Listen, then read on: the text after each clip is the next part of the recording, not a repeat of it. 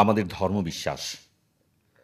নিখিল বিশ্ব আহমদিয়া মুসলিম জামাতের পবিত্র প্রতিষ্ঠাতা হজরত মির্জা গোলাম আহমেদ আলাইহিসসালাম বলেন, আমরা ঈমান রাখি খোদা তাআলা ছাড়া কোনো মাবুদ নেই এবং সৈয়দানা হজরত মুহাম্মদ মুস্তাফা সাল্লাল্লাহু আলাইহি ওয়াসাল্লাম আল্লাহর রসূল এবং খাতামুল আম্বিয়া।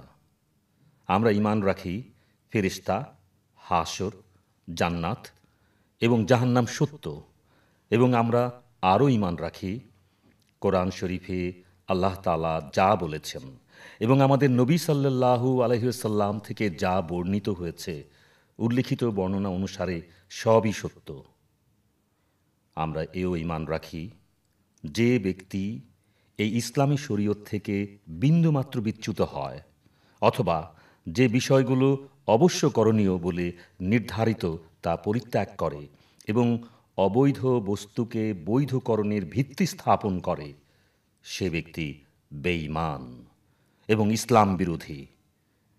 আমি আমার জামাতকে উপদেশ দিচ্ছি, তারা যেন বিশুদ্ধ অন্তরে পবিত্র কলেমা লা ইলাহা ইল্লাল্লাহু মুহাম্মদ রাসূলুল্লাহ এর প্রতি ঈমান রাখে এবং এই ঈমান নিয়ে মৃত্যুবরণ করে।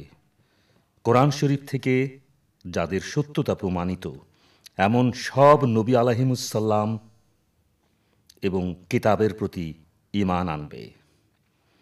নামাজ, রোজা, হজ ও জাকাত এবং এছাড়া খোদা তাআলা এবং তার রসূল কর্তৃক নির্ধারিত কর্তব্যসমূহকে প্রকৃতপক্ষে অবশ্য করণীয় মনে করে যাবতীয় নিষিদ্ধ বিষয়সমূহকে নিষিদ্ধ মনে করে সঠিকভাবে ইসলাম ধর্ম পালন করবে।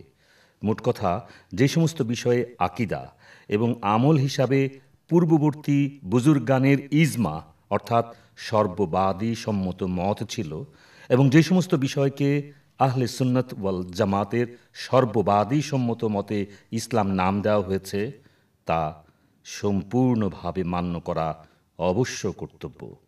যে ব্যক্তি উপরোক্ত ধর্মমতের বিরুদ্ধে কোনো দোষ আমাদের প্রতি আরোপ করে, সে তাকওয়া বা খোদাভীতি এবং সততা বিসর্জন দিয়ে আমাদের বিরুদ্ধে মিথ্যা অপবাদ রটনা করে। কিয়ামতের দিন তার বিরুদ্ধে অভিযোগ থাকবে, আমাদের এই অঙ্গীকার সত্ত্বেও অন্তরে আমরা এসবের বিরোধী ছিলাম। আলা ইন্না লানাতাল্লাহি আলাল কাযিবিনা ওয়াল মুফতারিন, অর্থাৎ সাবধান, নিশ্চয়ই মিথ্যাবাদী এবং মিথ্যা রটনাকারীর উপর আল্লাহ তাআলার অভিশাপ। আয়ামুস সুলেহ, পৃষ্ঠা ৮৬-৮৭।